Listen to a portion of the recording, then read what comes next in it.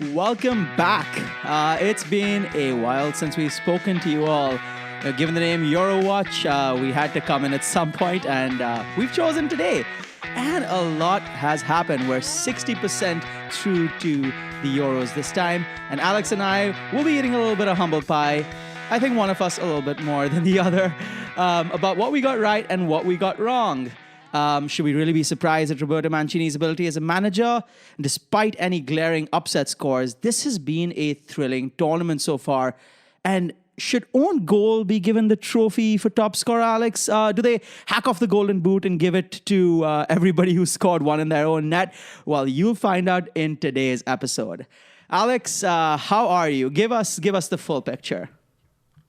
We filmed this about an hour after Turkey finished their amazing Euros campaign. So I'm great. I'm fantastic.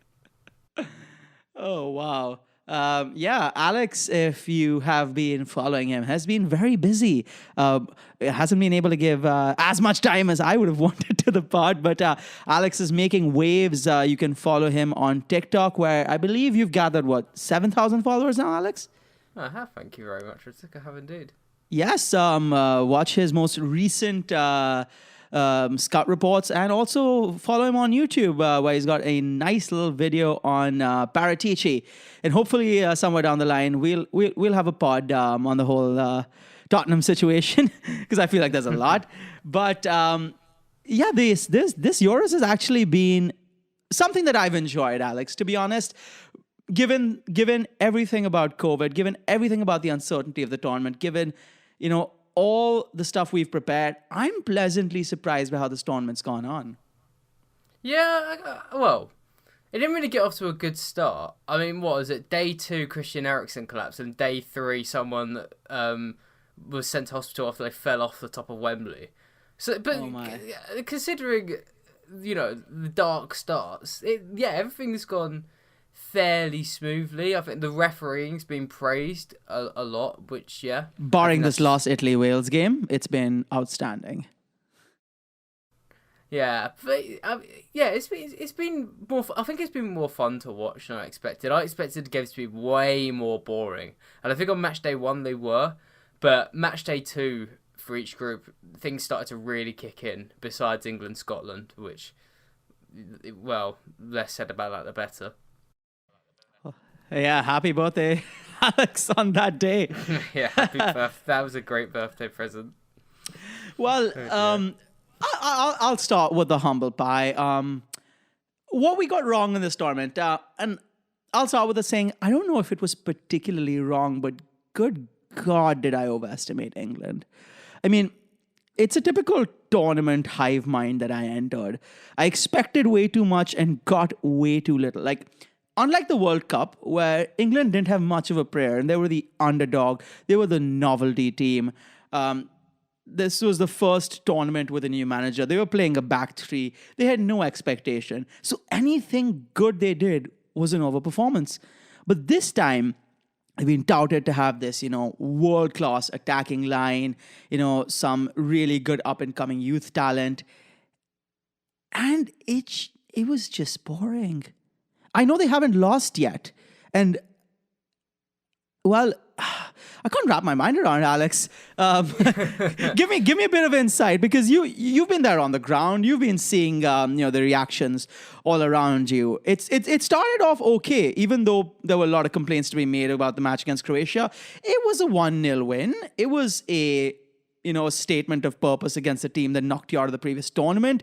It was a clean sheet, and it was fine. England haven't won the opening game of the Euros since the tournament began. So, well, I mean, I think I got one thing right on match day 1, which is after they played Croatia. I said that was a really bad performance, and I started getting a bit of feedback going, "Come on, get behind the team. You've got to support them." But I really think Southgate is butchering this England team with Kieran Trippier at left back. That was a warning sign, because almost to definitely. me that said he wanted Trippier in just for his set piece ability, Which, if you want to play it just in for that set piece ability, you may as well have just brought James Ward-Prowse and played him in midfield, and he wouldn't have done that much of a worse job than Calvin Phillips.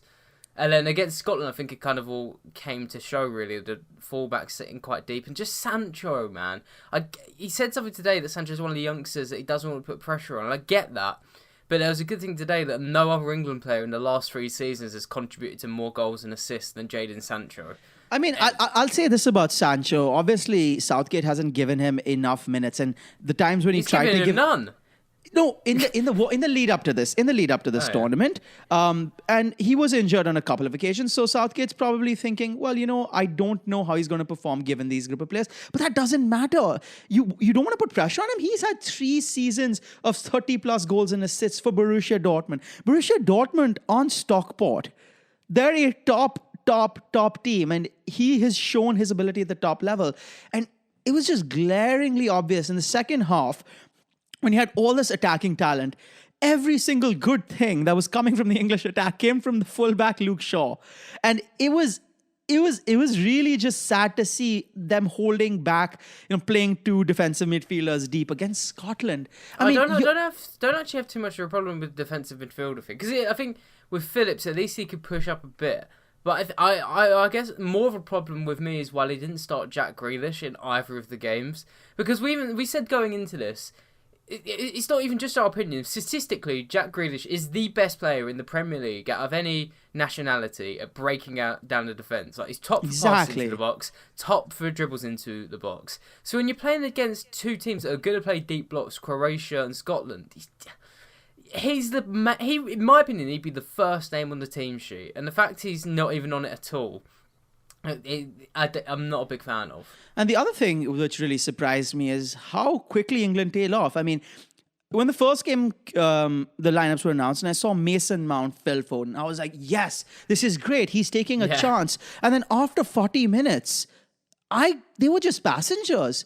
I mean, Foden especially, he has one good shot, one good chance in the game, and that's it. He's a passenger for the rest of the game. And I just couldn't understand it till I realized that these are still young players playing a tournament. I mean, there is a, like, people underestimate age. They say, oh, if you're old enough, you're good enough. This is still a tournament, and you're playing with players you haven't played before. There is a consistency you need for the game. There's a stamina you need for the game, because the whole country is relying on these 2 players. Like, they just have 3 games to make their mark. They don't have a whole season where, they can be forgiven for having a half of poor performance, but it just gave up. And then Southgate's tactical inability ahead of Rice and Phillips, it was anything goes. I mean, Harry Kane was playing like a number 6 at points. Sterling was a winger, a forward. Mount was going to the right. Foden was going to the left, and it just didn't seem like there was any tactics. And it's like, you have these great attacking players who've played fluid football. One trophy is playing fluid football. And you're playing this pedestrian style of football, which helps nobody. I couldn't quite get it. We'll get on to them, the other team that I mentioned in a bit, but I feel like the only other team that's disappointed me more, like, out of big size breaking down another team, is probably Spain. I think England and Spain have been very similar this tournament. But England still have... Go on. Yeah. You say similar, and that was the other point I got wrong, is Portugal. Portugal, I feel, are very, very similar to England in the sense that they play with the 2 defensive midfielders. They have a good attack, but they just flattered to deceive. That opening match against Hungary, yes, it was a 3-0 scoreline, but till the 84th minute, the best chance of the game came from Hungary, and it was an offside goal.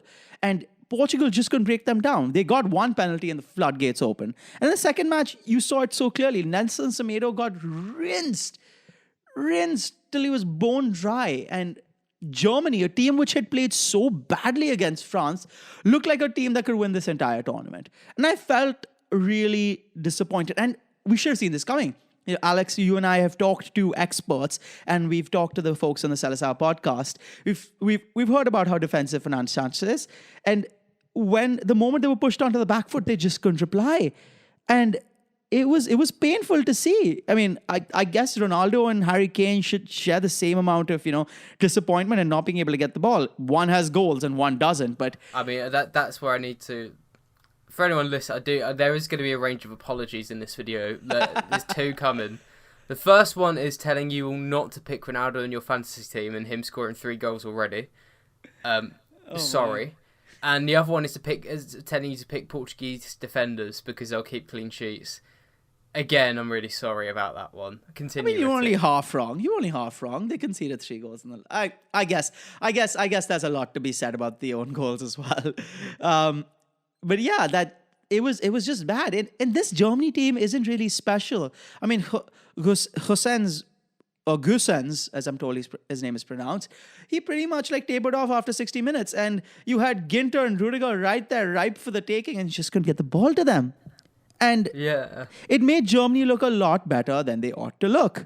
And it was just like, these are my 2 big disappointments. I knew these were the things, that disappoint me. These are things I suppose I got wrong. But one thing that I'm not ashamed about, and Alex took the mick out of me a little bit about this, is Spain. Utterly listless, no fight. As just an aside, I will say they had, their COVID problems. They had, I think it was Sergio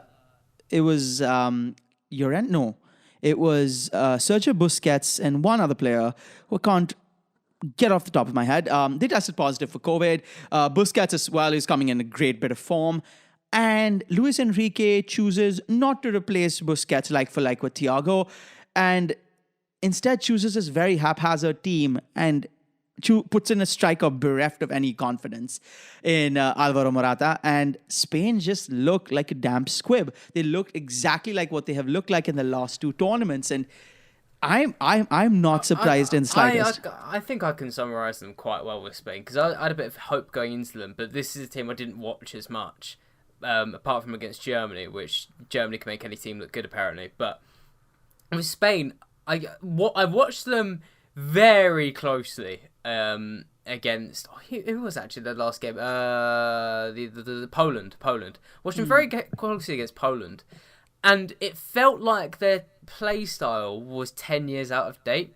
There was very little off-the-ball movement. It was very little dribbles. It was static passing. Like the shape was very rigid.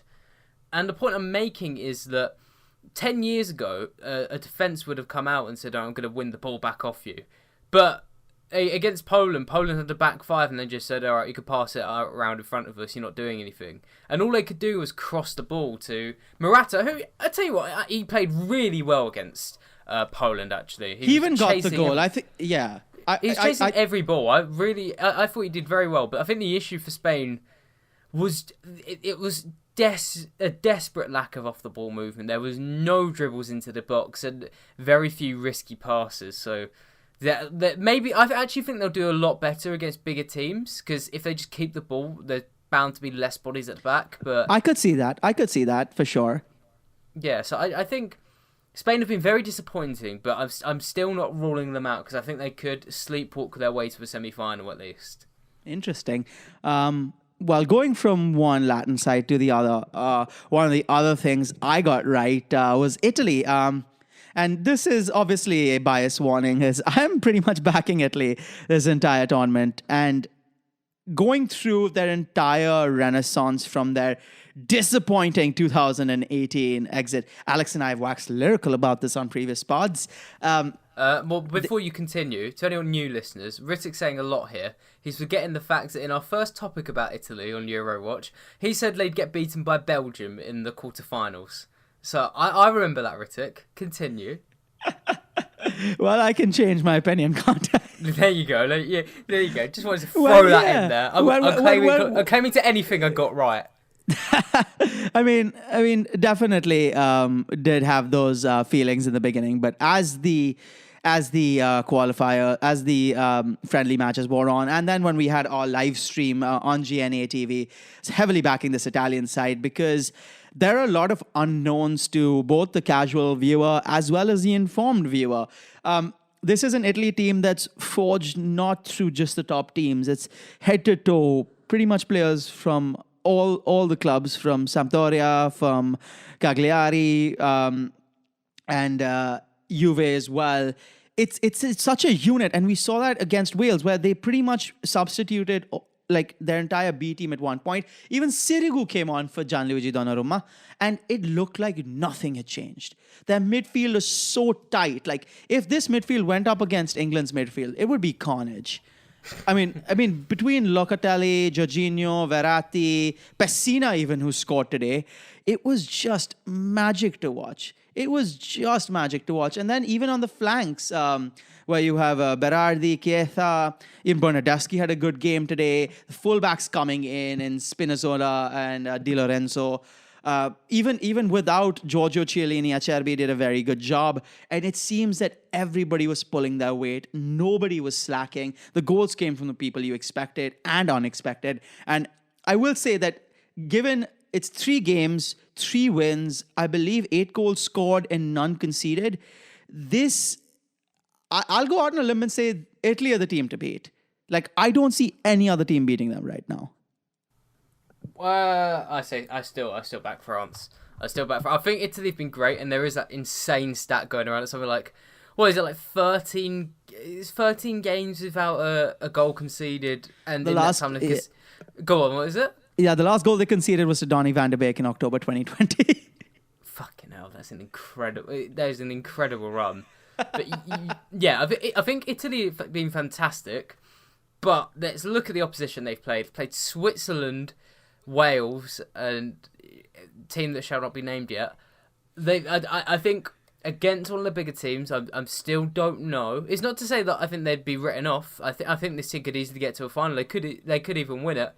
But I still back a France side who, even though even though people are starting to go on them after they almost lost to Hungary, even against Germany, where people say, "Oh, they're counter-attacking, this doesn't look like the best team in the world," there's so much quality. Just like watching Pogba and Mbappe interact on a football pitch, I feel like I should pay for it. It's gorgeous to watch. So yes.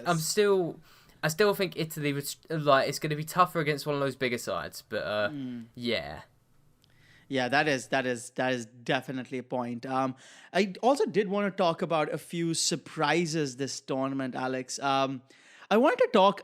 It probably goes a little under the radar, but Sweden are still in a position to get through the group stages outright. I believe they've drawn one and they've won one.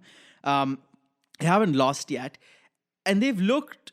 Well, on paper, they look ordinary. But on the pitch, there's a lot of fight about this team in the sense that you're playing a tournament. And I firmly believe they realize they're doing that. They don't have, the leadership and the attack that they usually did. But I think Sweden have made a very good tournament out of it. I'm quite surprised. Yeah, they've been impressive, actually. Again, their group is quite weak. They've played so far. They've played... Spain, and the second team in that group, I forget. Slovakia, that's the one. I think that the teams aren't amazing caliber, but they've definitely been all right. And I think Isaac's really, I don't think he's even scored yet, but he's just been everywhere. He's just been on everywhere. The ball. He's been fantastic. He's really caught the eye. So yeah, I think Sweden interesting. Well, they've never been. I saw a good piece recently about which I think I read about it in the Modern Footballer. It was about the Scandinavian countries in international football. And Sweden they've been decent the last few times. So maybe it's not too surprising. It's just we never really focus on them. Yeah. We're coming up to 20 minutes. I think this is a good point to go into the other team we were just talking about.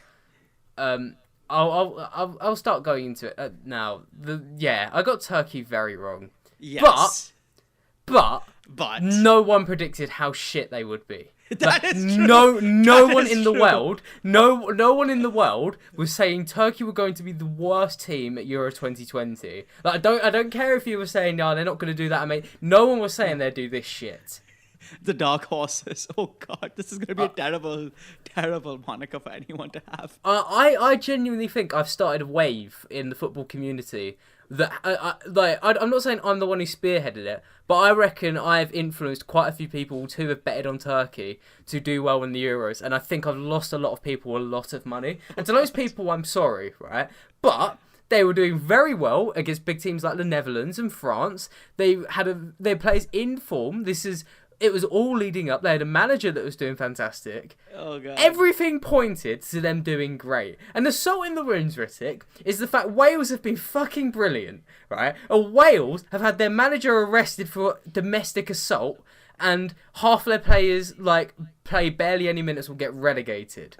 Like, they should be Turkey at the moment. They should be at the bottom of their group. They have United Academy players on that bench. That's how bereft they are of talent. Wales should have been so shit. And I have to hand credit to Robert Page, because how he's got those players so sharp and fit, I don't know. Maybe he's taken tips from the Russians. I'm not too sure.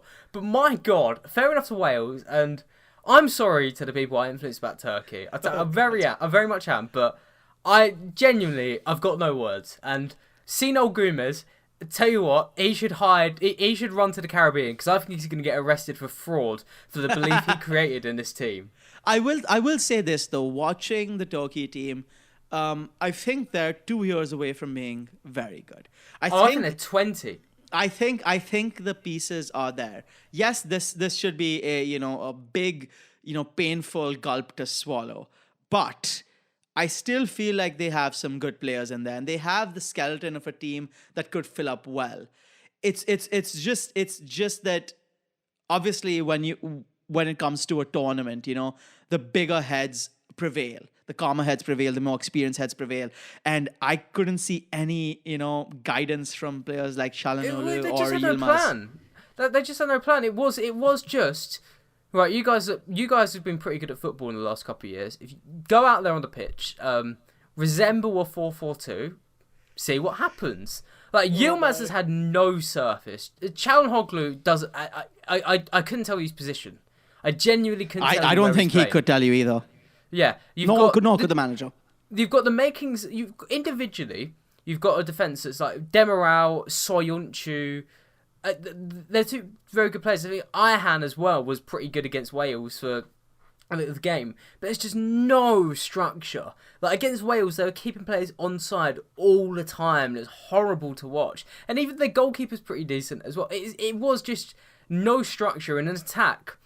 It felt like in attack nothing clicks. That's the saddest thing. I think I even said on Eurowatch that defensively it won't be that good. Defensively they've still got issues. I expect them to concede but still score goals. But the fact they've only scored one goal, that should be the biggest failure. That's the really big fraud in my book. Only one goal. It's mad.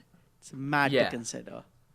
And I think Denmark are the other team who's done shit at the Euros, and that was like 2000 when I think they conceded 8 and scored 0. So Turkey are down there. But the final note on them, to all the people, I'm a big fan of Football Daily, but Joe Tomlinson, after match day 1 went, can't believe people thought Turkey would be dark horses. Thank you, God. Captain Hindsight. Hindsight. You weren't saying that before. You were sitting silent, and as soon as they lost, you went, can't believe people thought they'd do well.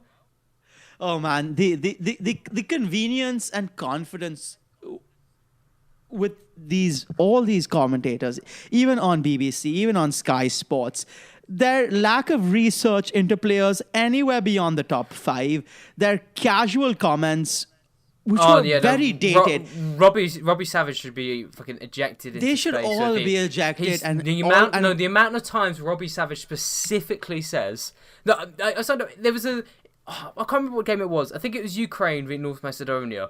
And someone was running back and made a fucking brilliant tackle. I think it was this game. It was like a last man challenge after they had to track back on a player going 1v1. It was good awareness. They got back, made a perfectly timed challenge from behind, and got the ball clear. Robbie Savage looks at it and goes, "You know what? That's great desire." No, it's not. There's so much you could talk about in that. There's nothing to do with desire, you fucking verbal photocopier. Oh, God. I'm very angry about speaking about Turkey's got me angry. I'm trying to honestly, my list of things I've got right is maybe like 1.5 sentences long. Things I've got wrong. What? Werner should score. Turkey would be great. Portugal would be defensive as hell. Wales would be shit. Spain would be good. Germany would be bad. I mean, Germany haven't even been that bad. I don't think they have, but they also haven't been all that convincing. Well, I think with Germany, it's more that they're lining up in a system which protects them from being completely crap. Like, if you're playing 5 at the back, pretty much, like, you've got Kimmich and Gersons on the wings. They're not going to be flying wingers, right? If you've got those guys and like wing backs, you're not going to like get overloaded, right? You're going to be okay.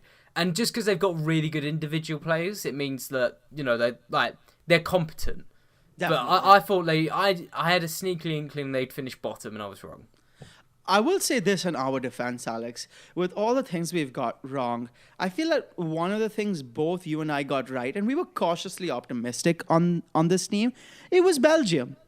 I mean, both of us had. No, I've got to be honest, man. I wasn't. You give them a prayer? It's polite of you to include me, but I slagged off Roberto Martinez so many times on this podcast. I'm gonna add that actually to what I got wrong as well.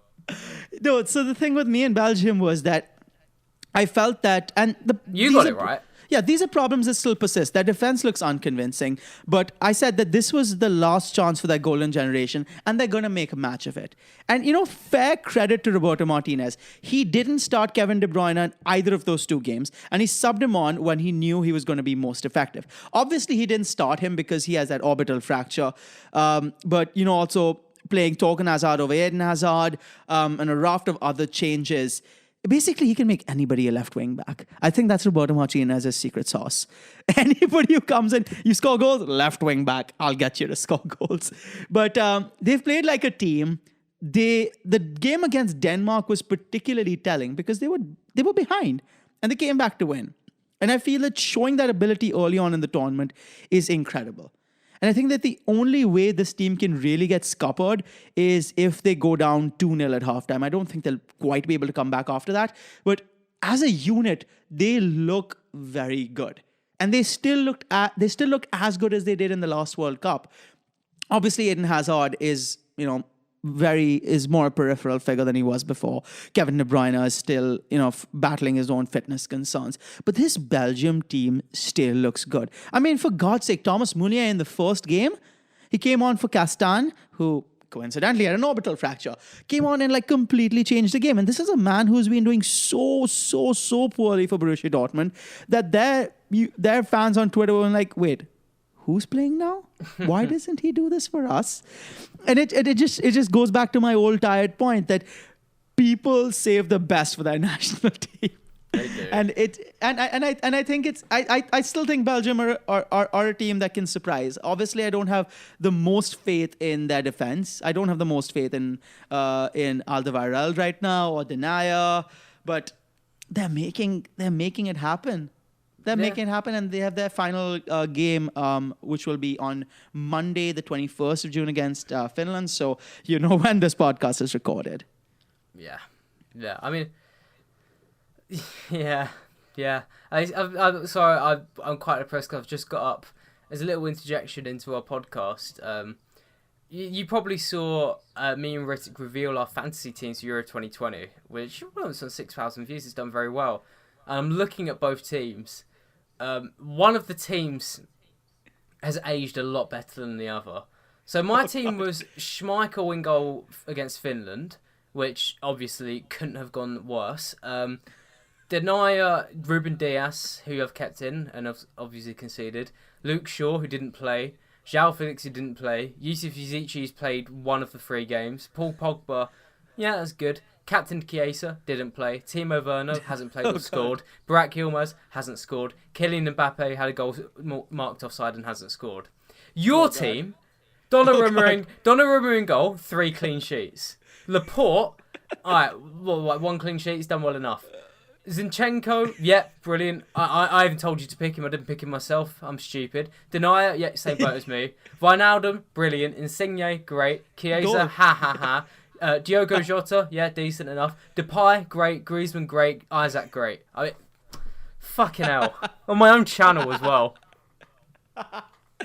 Who's the Euro expert now? I've been told by various people that I should be called Euro opinion guy, and it's not fucking happening. No, please go to yours. Please go to Alex's Twitter and show him some love and watch his videos because it helps the pod as well because Alex talks about the pod a lot. And the more listeners we can get, the better. We will be on with another episode, hopefully in the week and on the weekend. Alex and I do have a bit of content coming for you on the Eurowatch YouTube channel a little later on. We'll give it our best shot. Alex is, busy on a number of live streams on building his own platform, but Eurowatch is here for you. We will be bringing the most top quality insights that you won't get on the TV because, quite frankly, the TV is just filled with has-beens trying to relive their past. And if I'm going to leave the listeners with anything, I'm going to leave you with the Hungarian coach, Italian Marco Rossi, who says, "We are fighting tooth and nail for our place in the sun. The mother of idiots is always pregnant."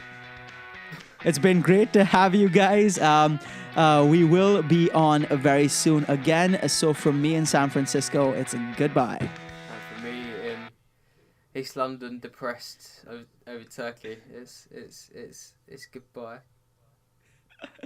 All right, cheer up, Alex. It'll get better. All right, thanks for listening, guys.